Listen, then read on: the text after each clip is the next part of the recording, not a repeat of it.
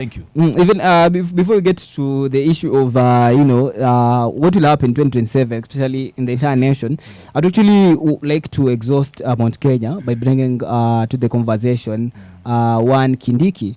So Kindiki has been camping in every constituency in Mount Kenya, if not all, because he believes that he has it in him to actually, defeat Gachagua. But even as he brings all this into context, we have ODM that is really serious about the DP position. And they are saying that if it's not in the table, then let's just go. We can even field our own candidate. And they'll be having an NDC. You'll be in on Friday. You can actually talk about that. But for the Mount Kenya community, if Kindiki is, alleviated from that position, what will happen? What will happen? Because I would actually want to know, as much as you do not support Kindiki, but will you actually want him out of that position as a region? Our deputy president, who we elected massively with over 3.9 million votes from Mount Kenya region, was His Excellency Rigathi Gachagua Rigiji. He was the elected deputy president. For Kindiki, I don't know much about him. I only hear he was an appointed deputy president. And therefore, it is a very interesting season because I'm seeing the ODM are also aligning and angling for that DP position. And if you can read politics, Kindiki is no longer a favorite running mate in Kasongo's second term matrix. That is what I can only say for now. Kindiki will be dethroned. And you'll remember this interview that you have had with you. Kindiki will not make it to be the running mate of Kasongo for the two-term matrix. I want it to be on record and also be remembered that I said here publicly that Kindiki will not make it to be the running mate because we have Gladys Wanga who is salivating for that position. We are having the coastal kimping. Hassan Joe is also currently popularizing himself, and he has the muscles. He has the support base of the entire Northeastern. He has been supporting Baba. In fact, without any bias myself, I prefer Joe to that position because he has the political war chest and he has the capacity. Devoid of his academic qualifications. But as a politician, I would preferably go with Joe as the deputy president. And you also had my party leader also bring in the same matrix that Joe is angling for. That position. The deputy president. So where will Kindiki be left? He better go and start chewing Mirai in Tarakanidi or there about in because he's useless politically. Yes. He's just a yes man. Yes. With no any political value. Even Wanga is even a better off because he has the Luo Nyanza block. So Kindiki with only one county of Tarakanidi which has merely 300,000 votes, what will he bring? Can you replace the 3.9 that Gachagua mobilized in 2022 with a mere one county of Tarakanidi which has only 300,000 votes? So I think Kasongo, amongst the things that is making him to grow thin and lose weight is the question of choosing a running mate. Amongst the many pressures he's having of mismanaging the country and the pressures of Gen Zs. Is a running mate. Wanting to dethrone him is a question of who will be his running mate. That is making him to grow thin every night and day. It's really a point there. So for the Mount Kenya community, in the event that for the ODM and the counties and the region that ODM controls, it's like either you give us this position or we don't support you, and it's clear. So for the Mount Kenya, for the remaining county, the 500,000 and below, votes that Kindiki still holds, for that region, what will be the fate if in the event that Kindiki is not picked? Because for the maths, it's clearly it's very impossible. One thing you must understand is that Kindiki, personally as a leader or a politician, I cannot be reduced to any position other than the deputy president. Mhm. That will be lowering my dignity Mhm. and also humiliating me as a leader. Mm. Therefore, what I know, because we are come from the same region of Mount Kenya, Mm. if Kindiki also want to be given the deputy president, then now the Mount Kenya will be a whole region, A unified bloc. against a unified bloc against Kasongo. Yeah. Mm. So Kasongo is between a hard place and a rock. So Kindiki might get out of the government. Absolutely, Like, absolutely. absolutely. That Because- one I can take it to the bank. Mm. Yeah. Mm. If, for instance, Kasongo picks any other running mate other than Kasongo, then he'll be making Mount Kenya to be united Mm. to a man. Mm. Yes. Mm.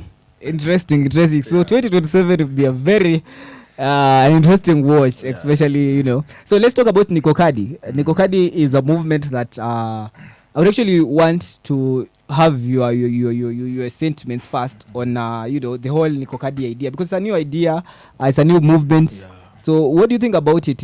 Will it be a success, or what do you think? First of all, I would like to appreciate Mhm. the creativity and ideas Mm-hmm. of my fellow comrade, Mm-hmm.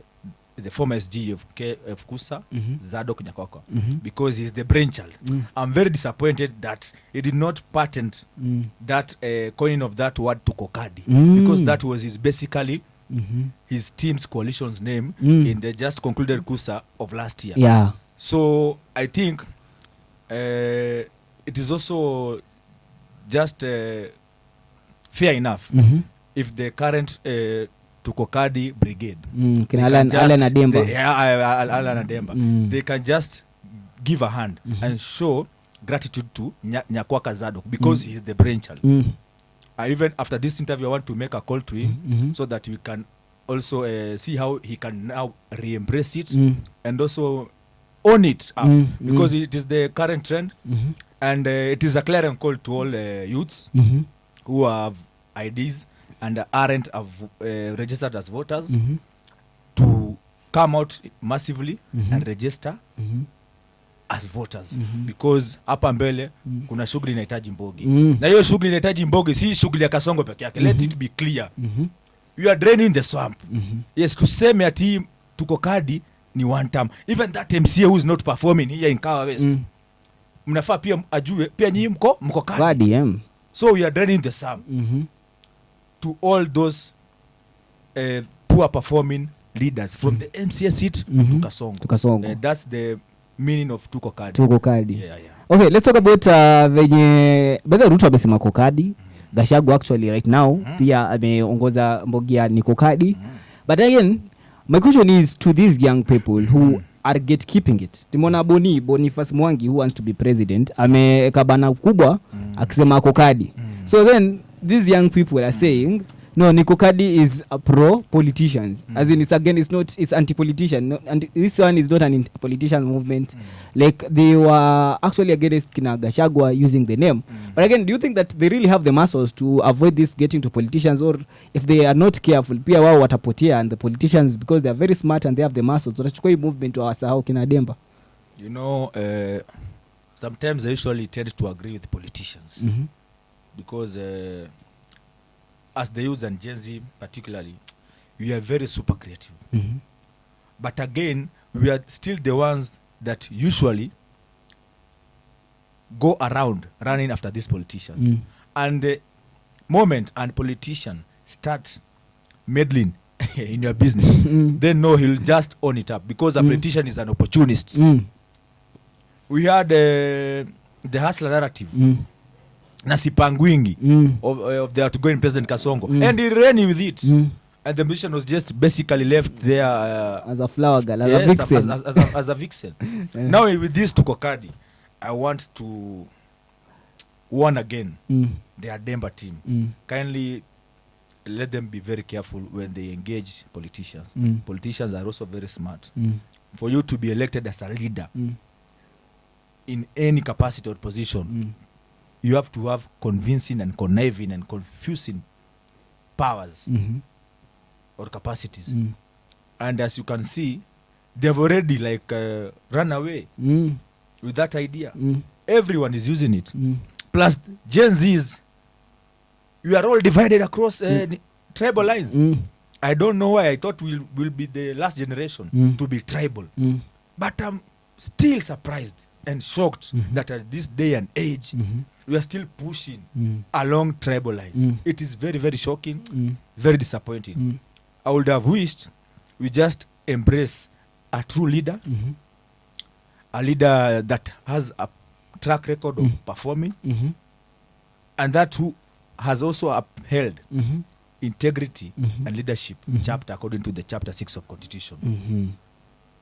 So the ball is on our court to decide whom will be our Gen Z candidate. Away from my party politics of DCP, a very brilliant mind and leader that I would wish people to embrace and associate with freely and democratically is one Honorable Fred Matiang'i Okengo. And you could ask me why I'm voting for him. Why Matiang'i? Because I actually wanted to go to that bit, but now we talking about, you know, who will actually be given the flag for the united opposition. But your pick is Matiang'i. Why Matiang'i? I'm voting for Matiang'i because of the following reason that I want to articulate to you. Matiang'i is a leader, not a politician. And that's why you see in these campaigns that are ongoing, is very moderated. Is not giving just a mediocre promises like Kasongo or other presidents. In every docket, in education, in cabin, in security, in dangerous prone bandits, regions like Kapedo, Baringo,